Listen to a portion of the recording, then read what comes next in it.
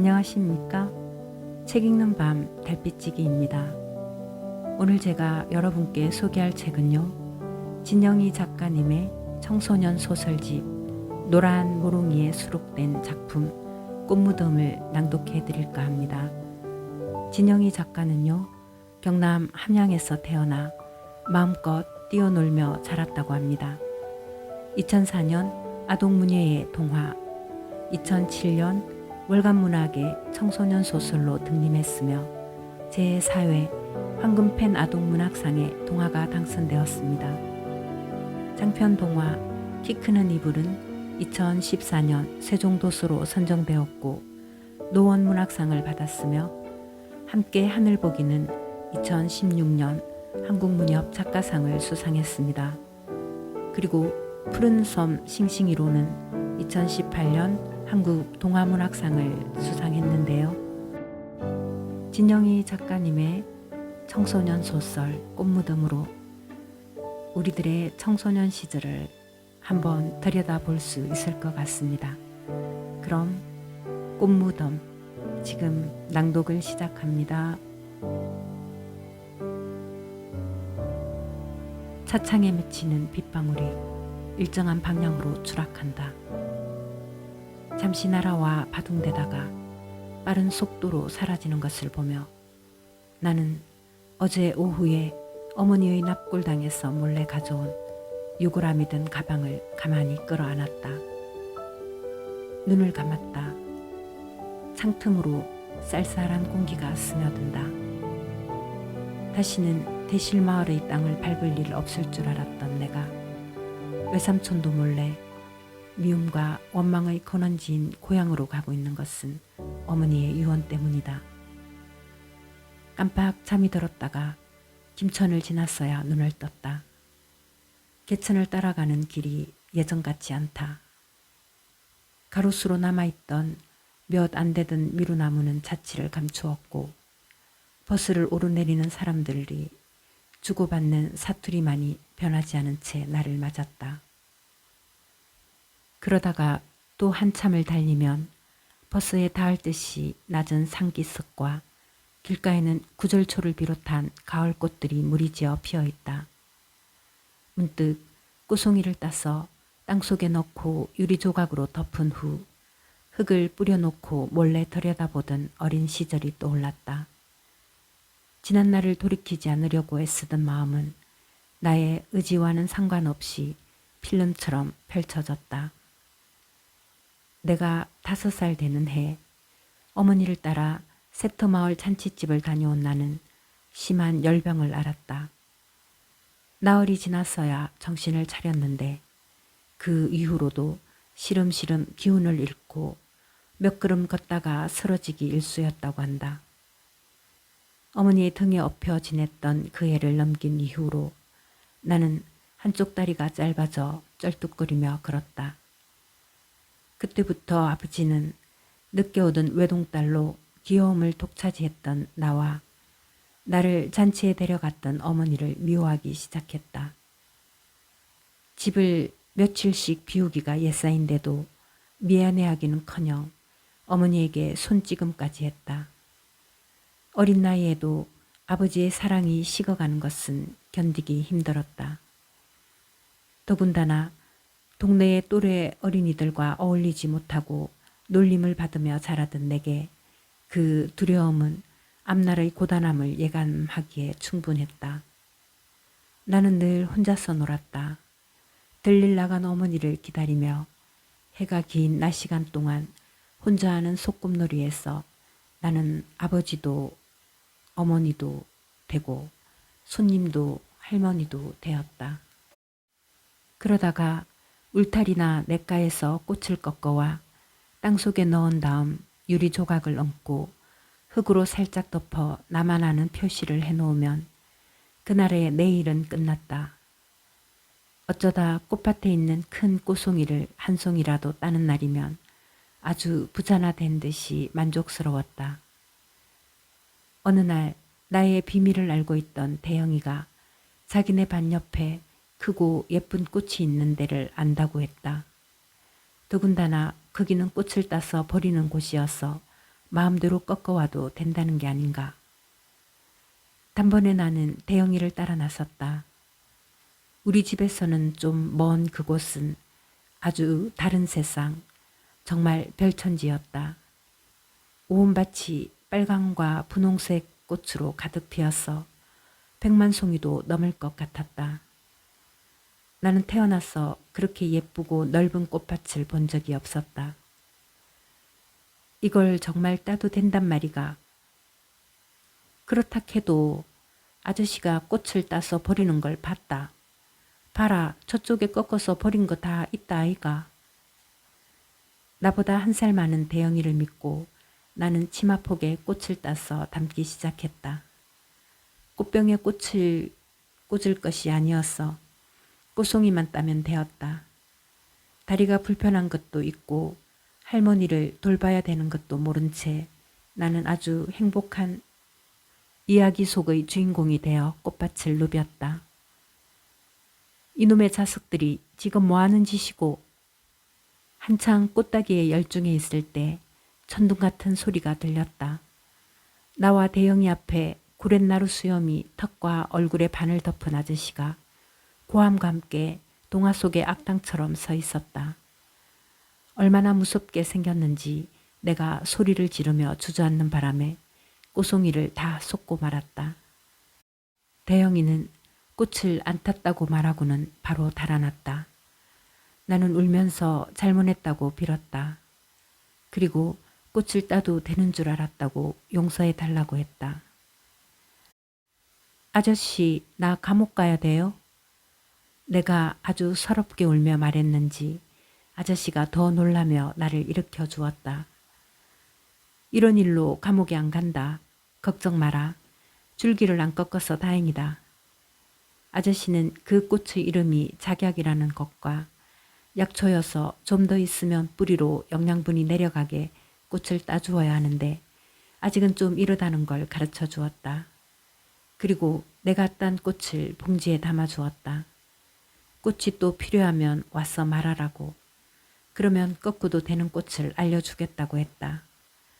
나는 아저씨가 하느님보다 더 훌륭해 보였고 그 일이 있고 나서부터 수염이 많이 난 사람도 나쁜 사람이 아니라는 것을 알았다. 나는 가슴이 벅차서 참을 수가 없었다. 한 송이만 넣고 유리로 덮어도 천국의 문처럼 아름다웠다. 우리 집 꽃밭과 디란으로 가는 길, 흙이 있는 곳은 다 파서 꽃을 심었다. 그렇게 꽃을 감춰놓고 몰래 들여다보는 것은 그 시절의 내가 가질 수 있는 가장 크고 확실한 행복이었다. 유리를 통한 꽃의 색깔은 얼마나 선명하고 아름다운지 유리가 없으면 그 일을 완성했다고 할 수 없다. 유리가 모자라서 호박잎으로 덮어놓고 강변 마을에서 고물상을 하는 할아버지 댁 울타리로 뛰어갔다. 굵은 철사줄 같은 것이 얽혀있는 물건을 쌓아놓은 바닥에는 깨진 유리 조각이 있었다. 그것을 주워와서 장식을 끝냈을 때야 비로소 안심이 되었다. 그 은밀한 일은 나의 세계에서 다음에 먹을 양식을 찾는 일과도 같았다. 온 집 안팎 땅속을 꽃동산으로 꾸며 놓았으니 마치 큰 곳간을 가진 듯이 뿌듯했다. 내겐 아버지가 없어도 어머니와 나와 할머니가 배고프지 않게 먹을 것을 내가 관리하는 양식이 있어야 했다. 냇가로 가면 기다란 자갈밭이 있었다. 돌밭을 일구어 만든 대영이네 호박밭가에는 예쁜 돌이 참 많았다. 햇빛이 비치면 보석같이 반짝이는 자갈 강변이 우리 마을에 있는 것이 참 자랑스러웠다. 그 길을 따라 한참을 가면 내가 그때까지 본 건물 중에서 가장 큰 초등학교가 보였다. 대영이는 그 학교 1학년이다. 나도 학교에 가고 싶었다. 대영이가 작약꽃밭에서 나를 두고 도망을 가기는 했지만 유일하게 나와 놀아주었던 친구였어 또 어울릴 수밖에 없었다. 이리 와봐라. 대영이가 내 손목을 잡았다. 이게 딱 맞아야 되는데 너는 아직 살이 안 쪄서 내년엔 학교에 못 가겠다. 엄지와 장지 손가락으로 손목을 잡아 손가락 끝에 맞닿아야 되는데 나는 말라서 손가락 반마디가 남는 것이다. 그런 날 집에 돌아오면 나는 2그릇씩 밥을 먹었다. 아이고 우리 정인이 착하다. 인자 어른 되겠네. 어머니는 내 숟가락 위에다 반찬을 얹어주며 말했다. 그러나 정작 학교에 입학할 무렵의 나는 행복하지 않았다. 아버지가 딴살림을 차려 아예 집을 떠났기 때문이다. 그 후 할머니가 돌아가실 때까지 살았던 고향집은 어머니의 한이 서린 행복했던 기억이라고는 찾기 힘든 궁상과 환자의 냄새가 떠나지 않았던 어머니와 나의 노동을 기다리는 공간이었다. 병들고 힘없어진 할머니는 아들 못 낳는 며느리를 더 무시하진 못한 채 그런 생활을 담담하게 받아들였다. 나는 지겹도록 고향을 벗어나고 싶은 꿈을 꾸며 할머니를 적당히 구박하고 살았다. 아버지의 사업 미천으로 우리 집 논밭이 모두 팔려나간 후에도 어머니는 품삯을 받고 그 밭에서 일했다. 살림은 점점 궁핍해져서 쌀독에 쌀이 떨어질 때도 있었다. 아버지 없는 집의 할머니를 복양하는 일은 덤으로 여겨졌다. 영악한 나는 햇볕 쬐기를 좋아하는 할머니를 양지 바른 곳에 자리를 깔아 앉혀놓고는 일부러 잊은 척하기 예사였다. 해질 무렵까지 냇가에서 놀다가 어머니가 오기 직전에야 할머니를 방으로 부축해 옮겼다. 내 도움 없이 요강에 앉기도 힘들어하는 할머니가 얼굴이 누렇게 되어 떨고 있을 것은 충분히 상상되는 일이었다. 독한 년이라고 내게 면박을 주면서도 어머니에게 이르지 않았기에 가능했던 할머니와의 줄다리기는 아버지의 어머니이기 때문이라는데 당위성이 있었다. 5학년의 가을이 시작될 쯤 아버지가 오셨다. 명절이나 제삿날이 아닌 날의 방문은 처음이었다. 내 구두 한 켤레와 어머니의 스웨터를 가지고 얼굴이 하얀 6살짜리 사내 아기를 데려왔다. 한참 동안 아기의 손을 잡고 좋아하는 할머니를 이해할 수 없었다. 그 아기가 울지 않았다면 할머니는 계속 그렇게 앉아 있었을 것이다. 병수발을 든 어머니 앞에서 그런 행동을 하는 할머니가 염치 없이 보여서 나는 할머니를 더 구박해야겠다고 생각했다. 집문서를 가지러 왔던 아버지는 병든 할머니를 모셔갈 수가 없어서 하룻밤을 묵고 그냥 돌아갔다.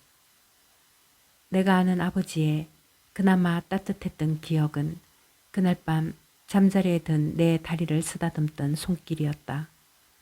짧은 다리를 지그시 당기던 아버지가 왜 다른 선물이 아닌 다리 불편한 딸의 구두를 사왔는지 이상스러워하며 나는 잠자는 척 고른 호흡을 하기에 정신을 쏟았다.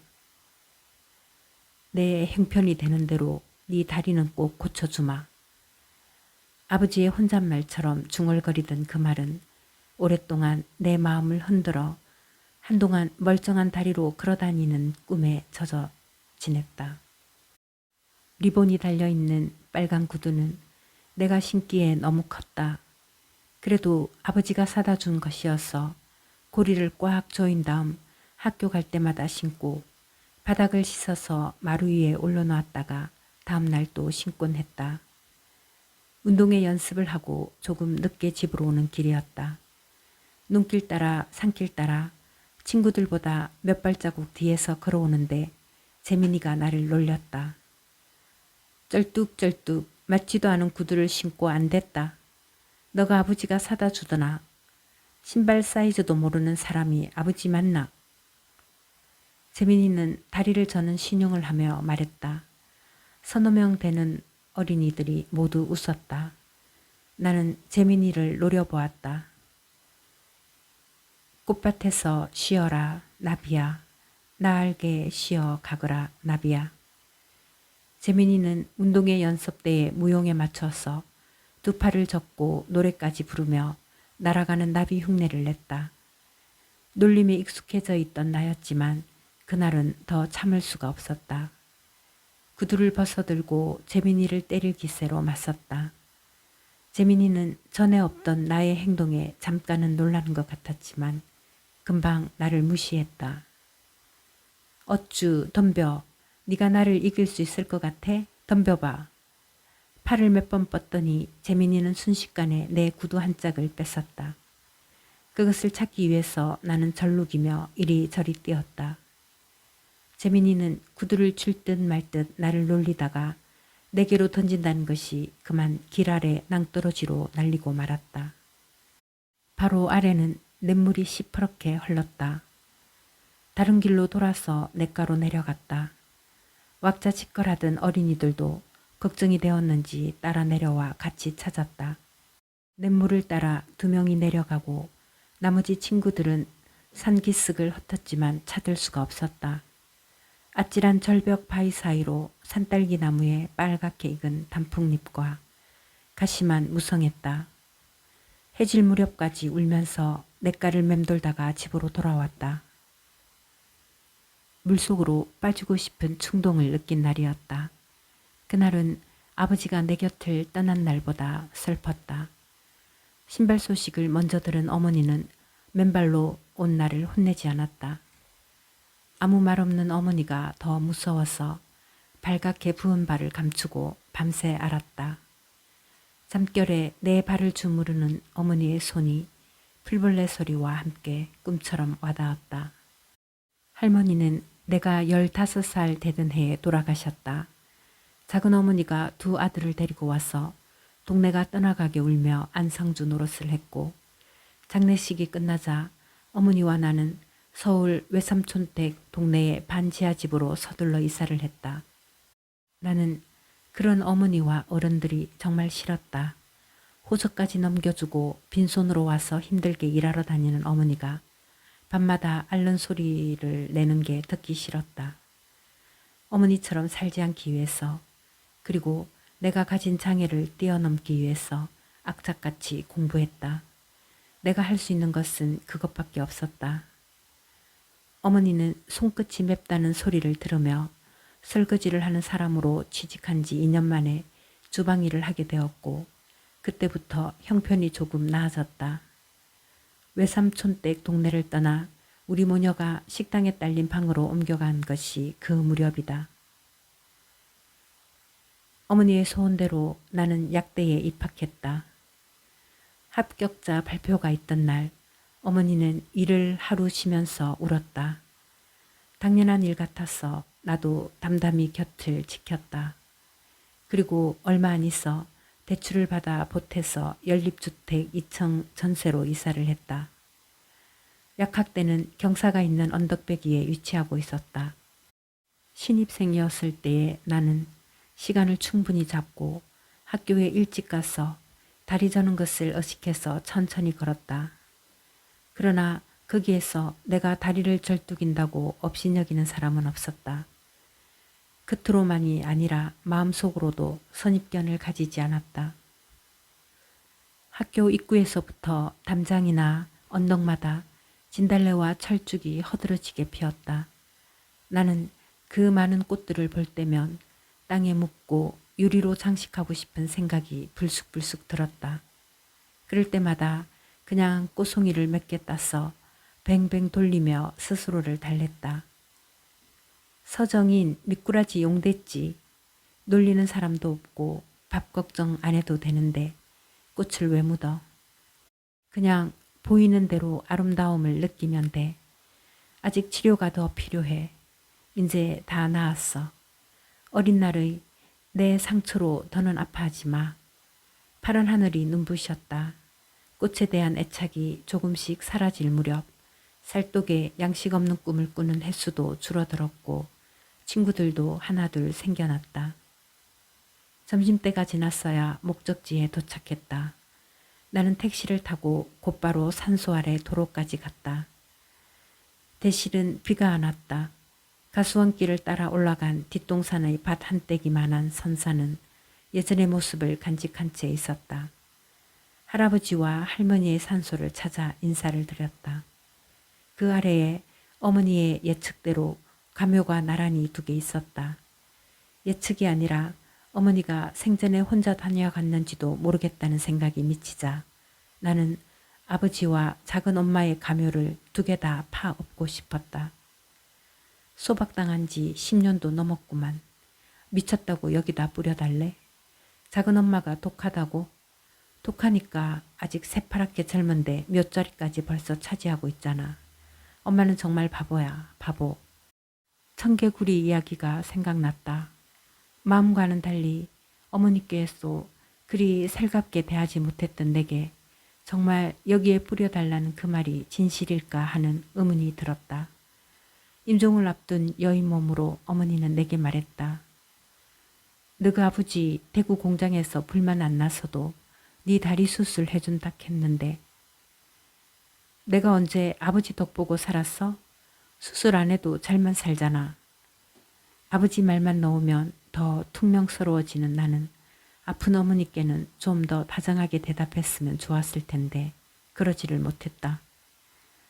미천 없이 시작한 원단 장사, 공장도 짓고 많이 키워왔는데 불이 나갔고 다 망해먹고 그래서 인자는 내가 죽어도 너를 너가 아버지한테 못 맡기겠다. 맡긴다고 내가 가나? 미천은 왜 없어? 다 까먹었어 그렇지. 우릴 버려서 벌 받은 거 아니고 뭐야. 그래도 그런 소리는 하지 마라. 너가 아버지 아이가. 아버지는 무슨 자격으로 아버지야? 내 죽음은 시집도 안 간 너를 웃잡고 우리 정인이 불쌍해서 웃잡고 어머니는 죽는 자신의 일은 안중에도 없고 내 걱정만 했다. 너 하나 잘 키워서 약대 보냈으니 나는 원도 한도 없다. 너가 아버지 몰래 선산에다 내 뼈나 뿌려주라. 왜 하필이면 그 집 산에다가 엄마는 징글징글하지도 않아? 그럴 순 없어. 그냥 이유 캐묻지 말고 그리 해주라 정인아. 어머니의 눈빛이 너무 간절해서 나는 잠자코 고개를 끄덕일 수밖에 없었다.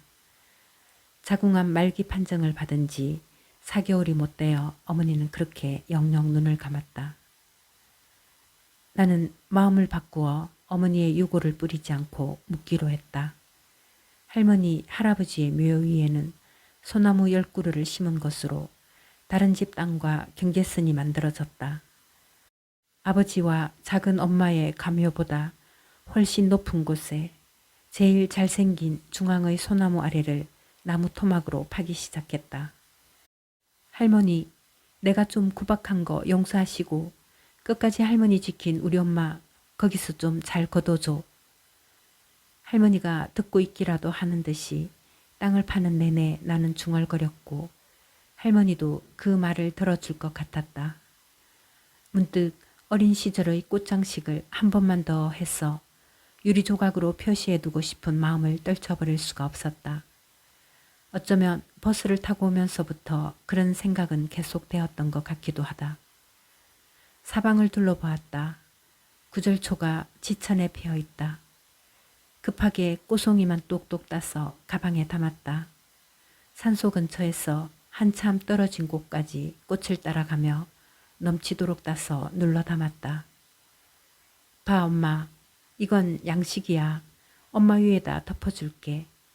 엄마 저승 가면 잘 살라고 내가 마지막으로 꽃으로 예쁜 곡간을 만들어 줄게. 이건 모두 돈이고 쌀이고 옷이거든. 어머니의 유해가 담긴 도자기를 열어 나무로 판 구덩이에 천천히 그것을 부었다. 도자기에 묻은 것까지 탈탈 털었어. 다 뿌린 다음 그 위에다 꼬송이가 위를 보게 덮었다. 북받쳤던 서름이 한 차례 터졌다. 저승에서는 절대로 남한테 행복 뺏기지 마. 그리고 나 이렇게 된 것 엄마 탓 아니라고 했지. 괜찮아. 한쪽 굽 높은 신발 신으면 정말 표시도 안 나. 나는 씩씩하게 살 테니 아무 걱정하지 마.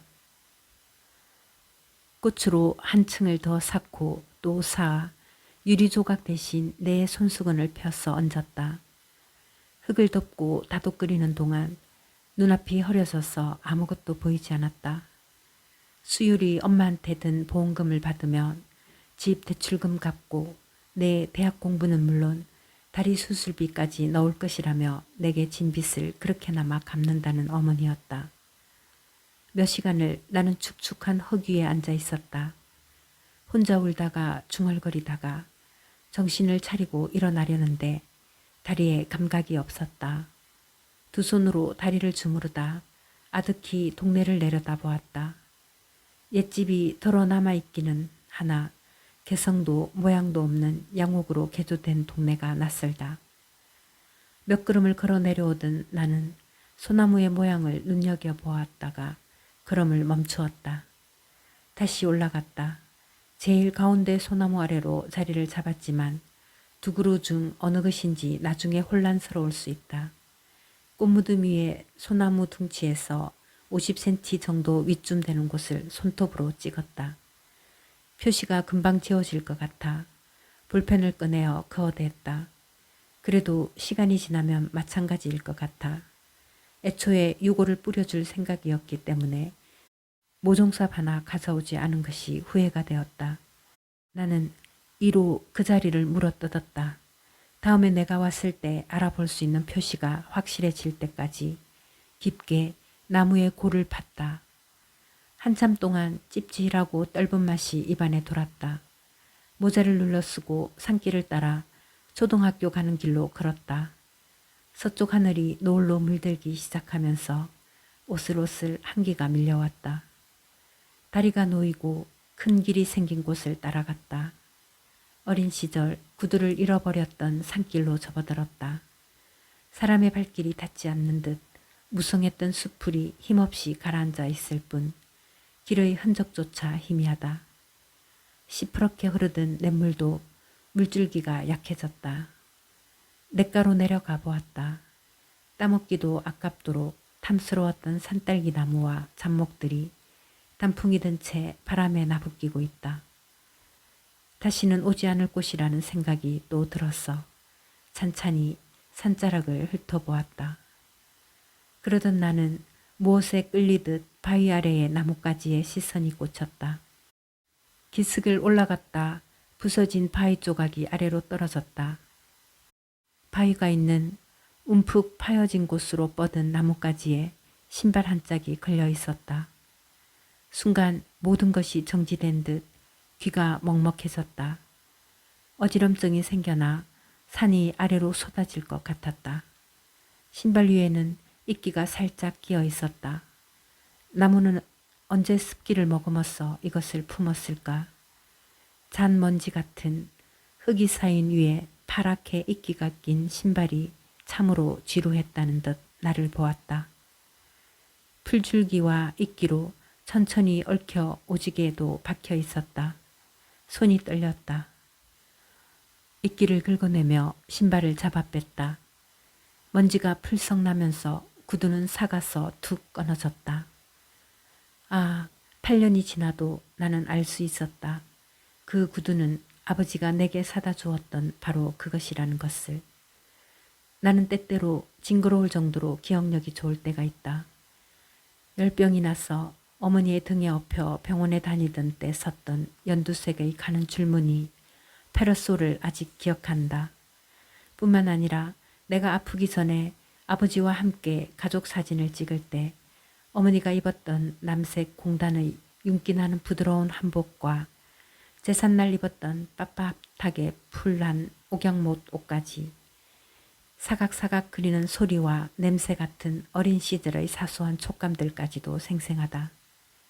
잃어버린 신발의 빨간색 둥그스름한 코와 리본 장식 같은 것은 눈을 감아도 아직도 또렷이 알 수 있다.